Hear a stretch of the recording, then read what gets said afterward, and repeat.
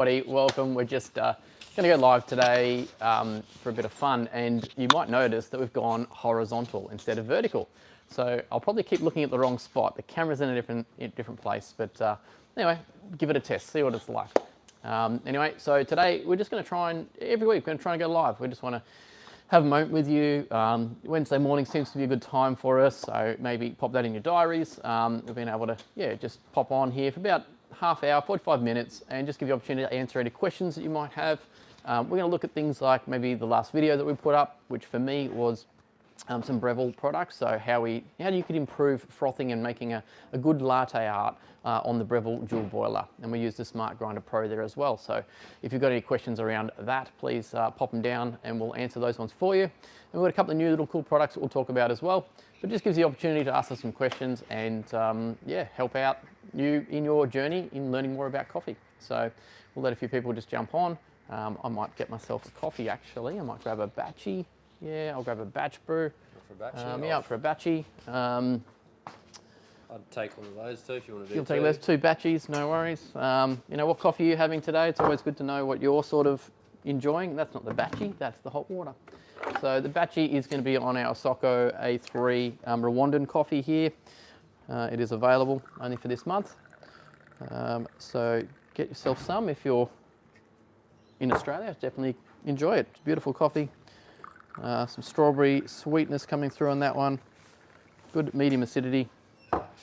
And what we got? Rwandan. It's a red bourbon varietal. It's a very high grown coffee, so nearly over that 2,000 meters above sea level. It's a very, very dense coffee there, and hulled and stored by some skilled women, so very high women supported, which is great. There's a few other particular coffees. Hello, looking better of your way there. There we go. Which, a lot of women do a lot of great things in the coffee scene. So I think we've got a couple of coffees coming up that will actually be highlighting specific farmers that do that. So if you're just joining us, hey, just answering questions today. We've got a couple of people here chimed in, Luke. Cool. 74 Pelican said, I love you, Luke. Hey, there you go, 74 Pelicans. And they asked, what's your favourite coffee region? Probably still Ethiopia. Yeah, I really like a good Ethiopian yoga chef. That or a Colombian, a nice clean Colombian, which is like a slight little bit of floral in it for me is a good one for sure. I like tasting a funky coffee every now and then, something with some sort of fermentation, all this other crazy sweetness, but it's not something I go to every day. And that's probably where I guess we try and be realistic about that. You can have all these crazy coffees, but what do you actually want to drink every single day? Could you have 2 or 3 a day of? So just a nice black coffee is the way to go for sure. So. Derek says, howdy from Louisiana, USA. Minden must be the town. Eric, how you go, man? If I pronounced that right. Moji said, hey, hope you have a great day. Always appreciate your content. William English said, I work in a shop that sells single cups of coffee for 12 euros in Ireland, approximately $20. Thoughts on that, Luke? 12 euro, okay. I mean, that sounds really cool because the quality of the coffee you've got there should be next level. If it's not and you've got a cheap coffee, well, I don't know how you're doing it. Good on you. You're making heaps of money. Wow, 12 euro. Okay, so, the price of coffee's got to go up. Here in Australia at the moment, it's a huge topic of conversation. We know that, look, the economies are a bit challenging out there and the coffee's definitely been, if it's not a smashed avo, it's a cup of coffee. That's what they talk about here in Australia. So, if you can afford to have smashed avos for breakfast at cafes and be paying $20 for a breakfast and a coffee, and you can do it multiple times a week, they say that you can have a house mortgage. So now it's really all about the cup of coffee. So genuinely, the small cup of coffee does have to go up. So I urge anybody out there to start putting that happening. There's just not the margins that used to be there. We have to sell far more coffees. Wage costs are going up. The cup itself, all of that is going up. So, 12 euro, I don't know what that is relative into that exact market for euros, but yeah, for us in Australia, we should be going up to $7. William said it's a micro lot from Costa Rica.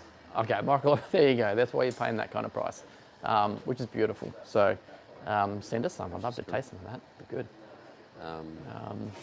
So I think you need to be, if you're marketing and you've got a good product and advertising what's happening around why you're paying 12 euro for a cup of coffee, there's nothing wrong with that. Absolutely nothing. Well, share some good stuff with people.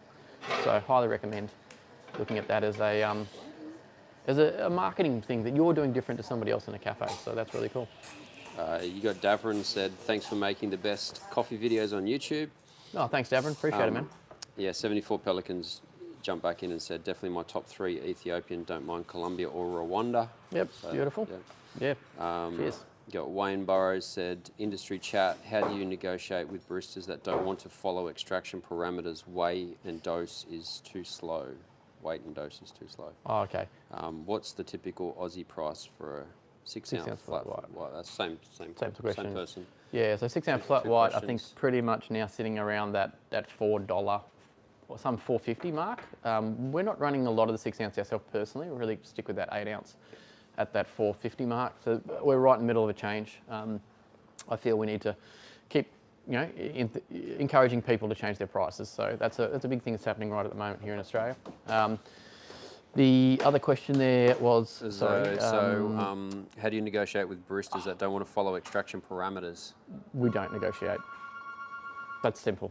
With us, if you're going to use our coffee, it's got to be a recipe. It's got to be a dialed-in dose. It has to be a measured extraction on the way out.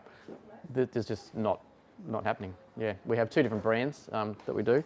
So with an artistic product, you have to have a recipe, have to follow it, have to do our training, which is our our fundamentals course. And then there's an intermediate course. And we encourage people to do that because as an overall, once a year at our Christmas party,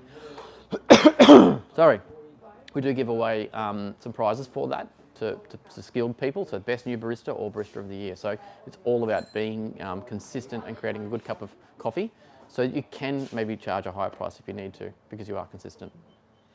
Davron said, do you guys have any idea when your intermediate coffee training course is going to be available to the public? Super keen to drive up from Port Macquarie and do it.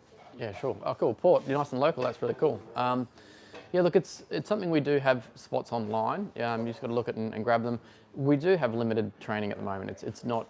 We'd love to expand that for sure. So the spots are there. They're online. You can book it and do it. We're just trying to facilitate that. There's a lot of inquiries for it, but it's probably just our space and what we have at the moment. It's a bit challenging to increase those numbers, but it's there. And why is it challenging? We need staff. So if you're a trainer, if you love coffee, know any good people, know any good people, we do need some more people to help us run the business and help with the growth. So we're looking for cafe support roles. We're looking for production roles here, packing coffee, doing deliveries, looking after the team. We need people here in the bar as well. So yeah, across the board, we definitely need more people to help us grow. So thank you for everyone supporting us. Really appreciate it. But we're very mindful that we don't want to keep growing with having any blockages in the way there. So getting the right people and growing is definitely where we're at. So yeah, reach out to us if you're needing a coffee role. Some sort of you need an experience. Ideally in baristering would be great. But if you're got a CRM role in a different industry and you want to come across to coffee, that could work as well. Or a trainer or something like that. So yeah, send us a resume. It's on our website. Go to our coffee jobs page and that'll help you out. Hey Luke, do you want to show everyone that new grinder that landed on the bench down there tomorrow? You're right to grab that? I'll grab that. Yep. So a couple of cool little grinders that are out at the moment that everyone seems to be talking about. We always say high-end quality products is where most people look. Italian-made grinders and coffee machines, but the stuff coming out of China is definitely making an impact. And the brands that are making the impact at the moment, or models, would be the DF. So might be able to get a little bit closer there just to show you. There you go. So you got the DF range, that's the DF54 and the 64. So they're a pretty hot item here in Australia at the moment. There's some stocker 64s around at the moment. The 54s are definitely back order. So yeah, they're cool, small, well priced. $455 for a 54mm flat burr single dose grinder with a really nice bellow, which is cool. They work really well, finished in timber. The grind quality everyone seems to be happy with at the moment. They've got this really unique little anti-popcorning section in there. There's actually like I call it like a coin that sits in. So when you look in, you can't see the burrs and you feel like, well, what do I do here? Please make a good money, make your way through. So they're kind of cool. Stepless adjustments. But yeah, that 64 has just come in. You know, China's stepping it up, no doubt about it. Like, that's a cool alloy dosing pot. There's another funnel that goes with that as well. So you can either make it go down to a smaller handle, or you can put that on top of your group handle and use a WDT. Both of these come with little misting water bottles as well, so you can put some water on top of your grinds there to reduce static. So that's a really cool little product. Yeah, like I said, D54s are on back order, and they will be. Ours will be end of this month. I think they're on the 29th of the month. So yeah, first week of, what are we now? July, August. First week of August, we've got to ship those out, which is great. Jump on. We had, so William English said, the place I work places their coffee beans that go into each, prices their coffee beans that go into each drink. So a flat white, cap and latte are all €5. If you use Brazil beans, Ethiopia would be €9, Rwanda 7, Kenya 9, etc. So yeah, okay, that's really cool. Yeah, so varying it up on the grade of, or quality of the coffee, that's really nice. Yeah, it's handy to do that as long as you can communicate that really well to a customer. Sometimes that can be hard, so there's a lot of education involved in when you're going to do that in your business, but definitely worth doing it if you can. The question that Wayne had asked about the baristas not following your extraction parameters. Yep. There was a person there, Coffee Queer, liked your comment, said exactly. They also said that no one in this entire desert would know a Cayenne Guji if it smacked them. Okay. So yeah. Yeah. Not sure about that. Brock Lee said, can you show more of the knockbox underneath the DF60? It's actually under the 54. Oh, that's the Barista. Broccoli. Broccoli? Broccoli. I think we shipped out some stuff to Broccoli. I think it might be a local. Not sure. Mate, I just wanted my young boys working in the business at the moment, and it's absolutely funny. They helped me pack some coffee and some orders, and I was getting him to go and get the stickers, my 8-year-old, and I said, can you get Broccoli's order? And he just laughed. He goes, broccoli, Dad? We're not going to ship coffee to a Broccoli. Anyway, thanks for making a funny moment. Sorry about your name, but you made an 8-year-old's day. What was the question? The knock. This one, the drawer. Oh, the drawer. Yeah, these are these new little Unistas product. They are just beautifully made. They have a whole range of cool little products. So you got your little knock bar in there. You can put them under any grinder. Really well manufactured, coming out of Germany, I think. German made, aren't they? I think so. Yeah. Yeah, Germany made. They make a whole range of really cool things. Actually, spin around here. I'll show you the other cool products. They've got the toppers. So you know, a lot of these stainless steel machines do get a little bit marked when you put cups on them, but they've got these Bruce Fire topper mats, so they're leather. Actually, no, sorry. They're leather look-alike. Leather look-alike, vegan leathers, I think they are. Vegan, yeah. So you can have it black, or you can have it the nice tan look. They're made specifically for every machine, so you can see that cut out there fits perfectly over the hole for the tank, so you can use it very easily. Really nice product. So yeah, they're really cool, and they have a range of little brushes, which we just don't have any of them at the moment. They're quite popular. Nice little timber brushes that are coming out as well. So yeah, they've got some really cool stuff. They're on their website. They've also got timber kits as well for different machines that you can buy as a whole thing. So your knobs, your group handles, your brew levers, all that kind of stuff as a whole kit. So jump online, have a look at them. Yeah, if you just joined us, again, trying to go live every Wednesday morning. It's a good little time for us just to answer any questions. We can cover things like what we did on the video last week. My last video was the Breville dual boiler, how to make really good latte art, and some techniques there and tips. Really good responses to that, so thanks very much, everyone. Yeah, and just covering a couple of questions around products or topics we've got going on. Any other questions there at the mini? No one's asked any questions at the minute. Maybe you want to talk about that video that you did, and you used the milk jug, the Breville milk jug with that dual boiler, and found it wasn't quite conducive to pouring good latte art. Yeah, for sure. So the jug that came with it is this one down. No, these are the next level up jugs that you've got to buy. So you get a free jug with Breville, and the base and the shape and the size wasn't that great. It was a very round pot, that, like on the actual jug. The tip wasn't that great, and the depth of the channel. So this is the extra one that you can buy. It's still quite square, so if you can get a bit of a tapering on these, it's a much better option.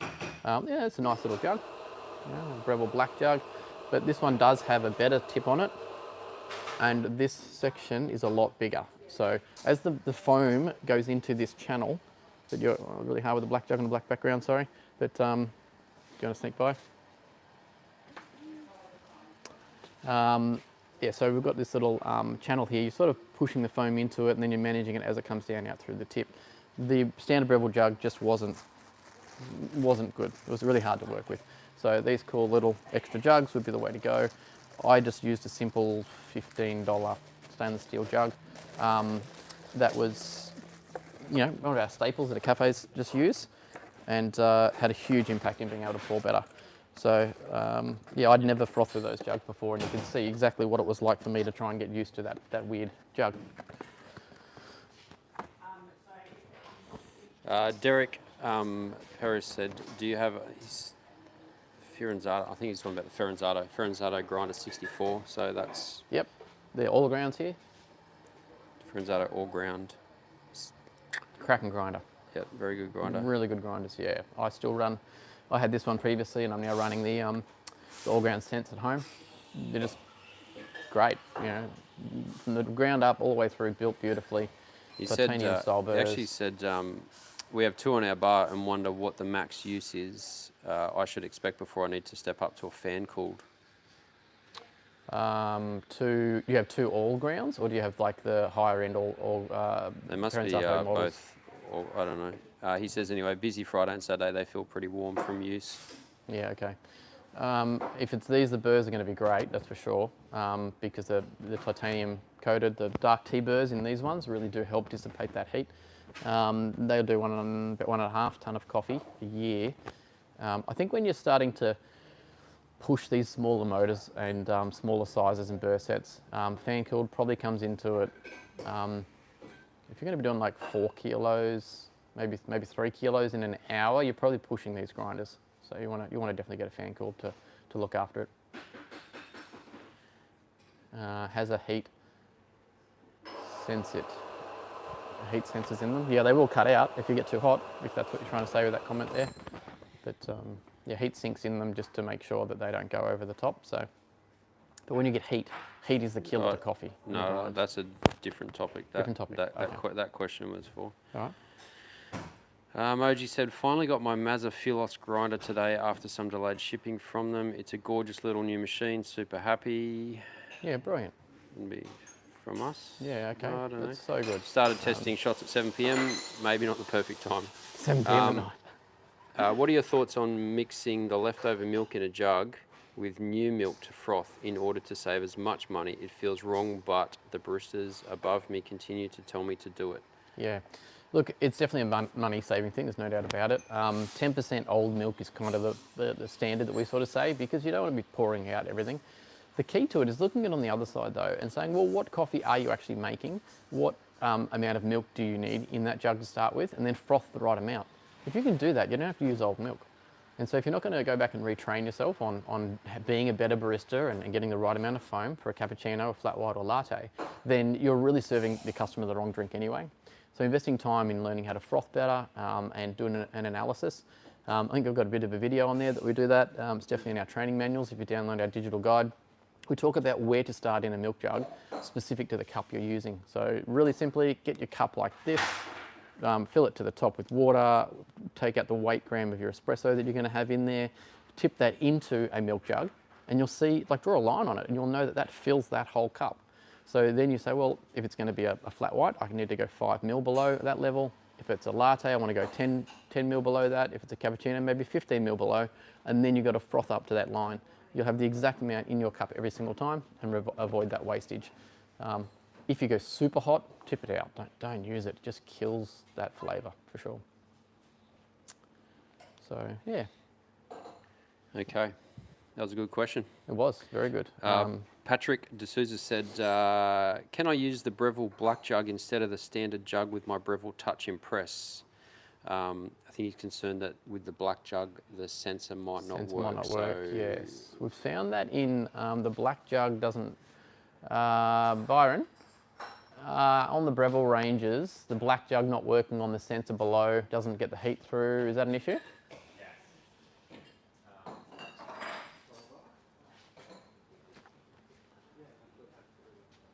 Yep, just Byron, who does all of our awesome Got tech our work. service technician come in to give us some advice. Breville jugs have a really flat bottom. Yep. To sit on the sensor. There you go. There's that really square looking crazy jug I was talking about. Yep. A lot of the other jugs have a Indentation. indentation, concave. Yep. So it's not actually sitting on the sensor. So it kind of does, kind of doesn't, but you get crazy inaccuracies. Okay. Is the colour an issue, or is it just The colour shouldn't be an issue. the temperature and stuff? It's more the, some of Shape. Whoa, we're back. There you go. Sorry, a bit of technical difficulty there. If you just joined us. Anyway, we're just talking about milk jugs at the minute for... Particularly on the Barista Touch Yeah. Impress, was it? Well, the Breville range, Impress, Barista Touch Impress. Essentially, there's a little sensor on there that does, it knows, it says it's the temperature, doesn't it? That's where it gets it from. Yeah. Yeah, so it's a temperature sensor, so when you're frothing. But the Breville jug we were talking about before, it's very square and a very flat base on it, so that the sensor can actually be activated, where some other aftermarket jugs actually have an indentation, and it doesn't allow you to activate that. So whether it's black or not, maybe just the flatness of the jug is what we're trying to look at. Maybe whoever said that can leave a comment, just testing. Yeah, have a play with it. No. Yeah, but maybe you can froth on the original jug, but then pour out from another jug. That will definitely fix that for you as well. Kelly's Home Cafe and Roastery says, morning guys. Hey Kelly, how you going? Terence F88 says, is it okay to pull a shot for an Americano and fill the rest with hot water?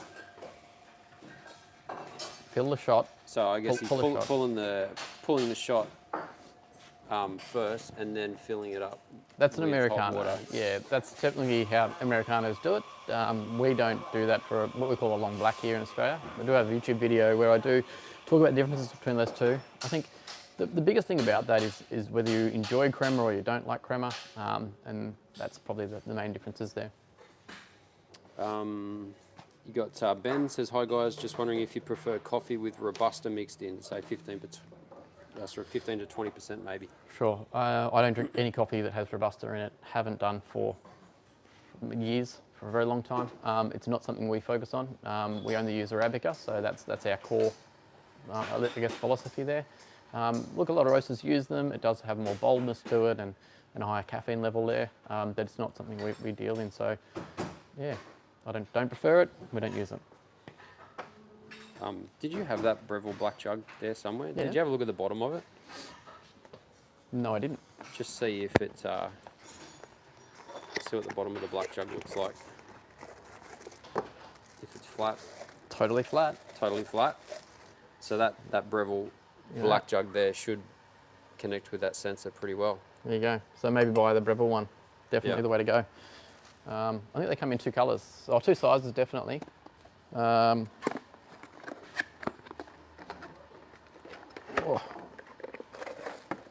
Oh, there you go. That's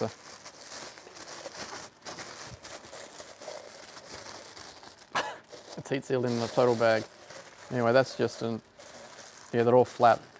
All Breville jugs are flat based for that reason. There you go, Byron, there's your answer. Yep. So buy the Breville range and you're all good. Yeah, it's a nice looking jug. It's got a good weight to it as well, so that Teflon coated, it does feel a bit heavier.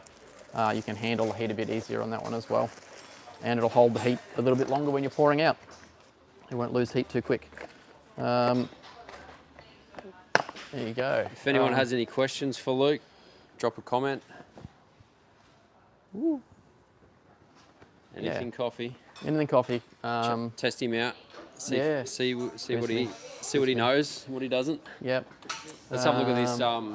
Oh yeah, here's a cool little product. Actually, we can probably put it there and plug it in. Can we plug it in? Yeah, we'll give a quick little demo. This is a cool little thing. We'll just go there. There you go. I'll just get a power pack for it. This is a a new product from Chino Art. So if you're, we use the Chino Art tampers, the PT2 or the PTB, which is the underbase tampers, or the normal tampers for cafes. So when we were in Milan, if you go back, one of the products we put on our videos was this. It was in trials and testing there, so it's finally come to market. But essentially, it's a knock tube group handle cleaner. So it fits. It comes with like this as a bit of a pack, a short little stubby knock tube, but it fits into any standard knock tube, which is great. All the cafes have them. So essentially, it comes out. You remove the bar that's in that hole and you poke the wire through. There's a couple little fins on the side which allow you to adjust it to make sure it fits in. Plonk it in and chuck it into a power cord and it will clean your brush as soon as you put it on. It's got this unique double crazy little mechanism here. So you've got a rubber plus sign there which will scrape out all the hard stuff. And then as you press down further, it collapses and then allows these brushes to clean up all the mess. So really cool. And the way you set them up is on the side here, you might not be able to see, but there's little lines here and you cut that to the basket you've got. So whether you've got your 7 gram basket, you cut it different. If you've got your 18 gram or a curved, or you've got a straight wall basket, you trim it to match. And simply you just pop that in. You grab your dirty handle, which I'm just going to grab one handle there if that's, can I get that knocked out and cleaned, I'm sorry. Thank you very much, Lee. We're back. Now I am using a clean handle because this is new. It's the first one. We need to shoot some photos before we get it all dirty and grubby. But you've got your handle, you literally put it on top and there you go. It'll clean it just by putting it on. Nice and easy, no bashing, no nothing, just put it on there. Hey, it avoids that really loud noise that you're going to hear in cafes as well, but definitely better for baristas as well. Yeah, much better on your hands. I mean, baristas are, my hands are wrecked from either pulling on group handles, knocking them out, pouring. So any of these little things are great and just so versatile to fit either in a knock tube like that, or you've got to cut a hole in the bench and just plop it in as well. So really cool. All right. Got a question here. Best grinder for espresso premium home use segment? Budget, no option.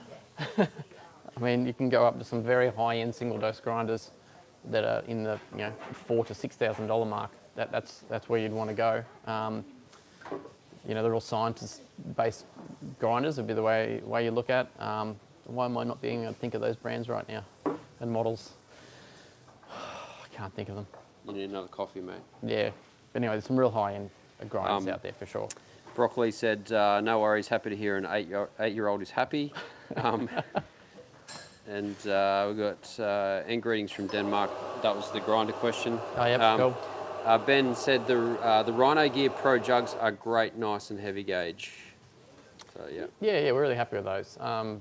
They're just a good product. I mean, there's some really expensive Italian-made jugs like the Mottas and things like that you can get. They're very unique. So every jug has its own little pour or way to do it. Some are very super fine tip spouts. So you just got to find the jug that you enjoy. It's really hard to work out what you're trying to achieve, but playing with different jugs, buying a few different models is definitely the way to go. I'm not sure you're going to have the answer to this question, but you can maybe try. It's from Kelly. Best single origin for a cherry ripe blend. So Kelly must be trying to create her own cherry ripe blend. That's a process you just got to go through, tasting. It is, yeah. Tasting.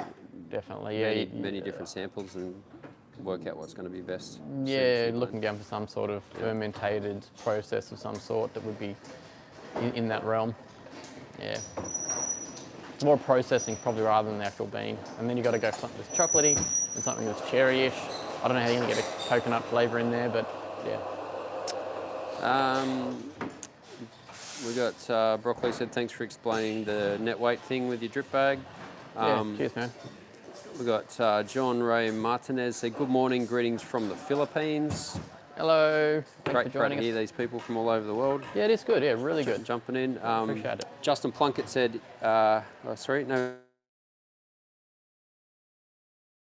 your cafe now from the street and give us a quick look inside. Sure. Yeah, let's do a quick walk around. Where do you want to go? Do you want me to follow you? Yeah, you follow. Yeah, let's go this way. You walk.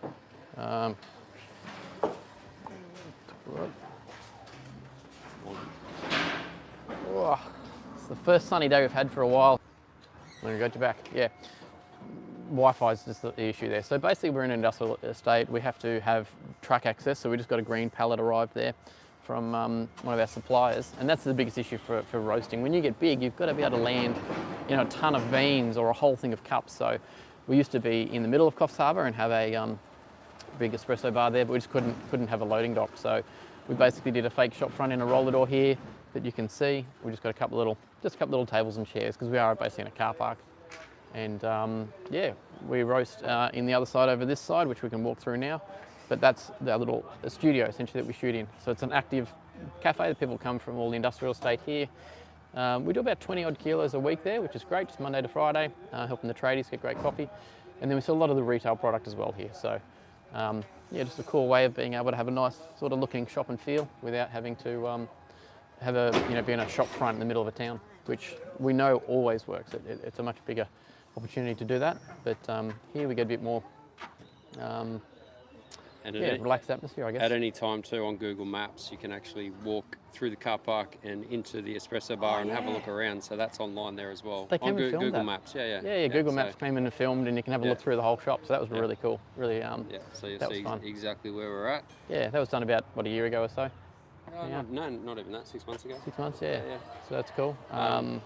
And then we can duck through there and show people through the warehouse if you want, down to the roasting. They want to go into the espresso bar first, or do you want to? We'll go to the roastery. Go to the roastery and do a loop. All right, let's do it. Let's go that way. Hopefully we don't drop out again. Yeah.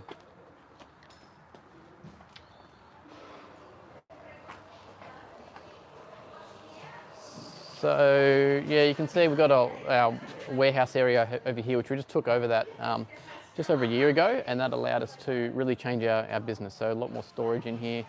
It looks like we've got a lot of stuff there we've got to work on with the forklift. But essentially, all this stuff up here used to be up on top of a mezzanine, and now we've built offices up there because of the team and the expansion. So yeah, Mondays and Tuesdays, this is just chockers. Everything's trying to go out, and now the second half of the week is all about restocking. So yeah, we've got some different things happening. Look, random. Just because it's here, just a product, slingshot grinders. I don't know if anyone uses them.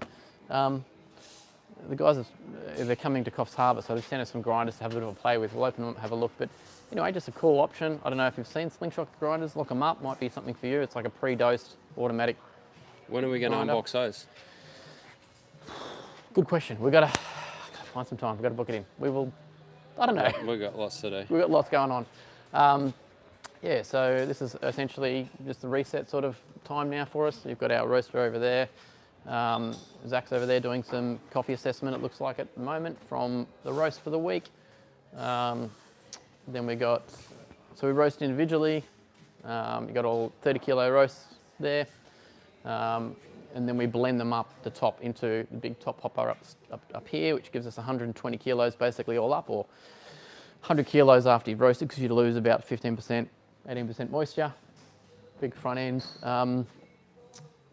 Washing machine basically, that's just turning it all over and blending them, and we drop them out. Straight across the weighing and packing. We've got our bagging area here as well, which it's all sort of pulled apart at the moment, getting cleaned, ready for next week. They've got service there, service bay. Byron's hiding away. He does a cracking job. Oranges, you want an orange? Yeah, and then we just got our training room in here as well. So we can bring a group in here and do a bit of a training session. We do start to shoot some YouTube videos in here as well. It's got a few little constraints and corners and issues and things we're trying to work with. But yeah, this is just, I guess, the evolution. You know, as we're growing, we're trying to find more spaces and opportunities to be able to shoot content in. And then we're sort of back in a loop here. So we're divided down the middle. So we've got our warehouse that side. And then now we've got a bit of retail here. We had to make a bit of a change here a couple of weeks back just to make sure it all fitted better. And then we just got a little training. This is our old training room, which is still like it's a bit of a dumping ground, to be honest. It's sort of, yeah, it needs love, that room. Anyway, I think that's probably about it, unless you've got any other questions. I think we've got a few questions. Oh, a few questions? Yeah, cool. Maybe just go like that. What do we got? If you continue to find too much acidity in your shots, pulls and dialing in the grind size or ratio hasn't fully changed that, should you lower the temperature on the machine? Is it medium, light or dark roast? Because acidity is definitely going to be there in lighter roast coffee. That's what's going to be highlighted. You haven't really got rid of as many acids there. So if it's a light roast, you actually need a hotter temperature to deal with light roast coffee. When you've got a darker roast, you go to a lighter roast, lower temperature. So there's the thing. It sounds like you're on a medium to lighter roasted coffee and you're getting that acidity. Try speeding up the shot a little bit rather than going it really slow and see if you can get an effect there. Temperature, what's upstairs? Okay. So it just says what's upstairs. What's upstairs is staff in offices. Yeah, offices. Yeah, so you go two ways. Have a play and go quite fast on your extraction. So bring it down to a 20, 25 second, then maybe bring it to your 30 and then push it out to a 35. They're the three extremes in time that you can do.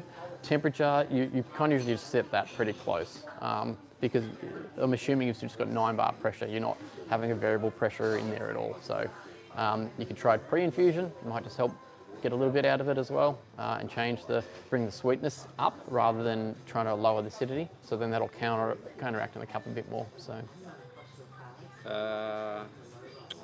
Just started as a newbie barista and I always watch all of your videos and I've learned a lot from you guys. Thank you. Congrats, man. Yeah, so good. Patrick D'Souza said, hope to drive past Coffs one day and we'll swing by. And then Coffee Queer that said, what's upstairs, said it's an amazing space. So that's good. Yeah, some just nice offices up there for the team. And the training room, the big one, used to be the only office we had. So we had 6 of us in there at one stage. Yeah. So yeah, with the taking over space next door, building up a room upstairs. Yeah, Ryan's got his desk and a couple of offices. So yeah, nothing too flash up there. Cool. That'd be, should we wrap it up there? Yeah. Ireland wants to move. Come to sunny Coffs Harbour where it's absolutely raining a lot at the moment. Yeah. Yeah, we've got a bit of a wet season going on. So if you are, Beautiful day today. It's beautiful today. If you are interested in working at Artisti and joining the team here, we have all of the jobs advertised on our About page on our website, so www.artisti.com.au, and then just head to the About page and then look for the jobs section. Yeah, definitely. And look, we just want to look for people that are passionate in coffee, people that want to help us grow, people that might have some skills outside the industry that can help bring things in. That's always a good opportunity. But I just want to be clear, we don't have the capacity or the ability to sponsorship with visas. We do get plenty of emails coming through regarding that. It's just not a space that we can get involved in. So yeah, sorry about that one. So maybe shoot us a comment, but we're not really responding to those emails now. We get lots of them. So thank you for your intentions, and we wish you all the best. But if you can get your own path here and get into Australia and get a visa, we'll definitely then have those conversations with you for sure. Oh, thanks very much from Portland. Cheers. Poland. Poland? Guys, thank Poland. you for amazing and informative content. Cheers from Poland. No worries. Thank you very much, everyone. Yeah, lovely to see you. We're going to hopefully shoot a little video today, get that out of the way, keep on top of them. And yeah, appreciate your time, appreciate you being here. Hopefully we answered those questions. Again, yeah, mostly every Wednesday, usually about 8 o'clock, we'll be on here. So get your questions ready and we'll happily answer them. Thanks very much, everyone. Have a great day. Hope you're enjoying a great brew. Cheers.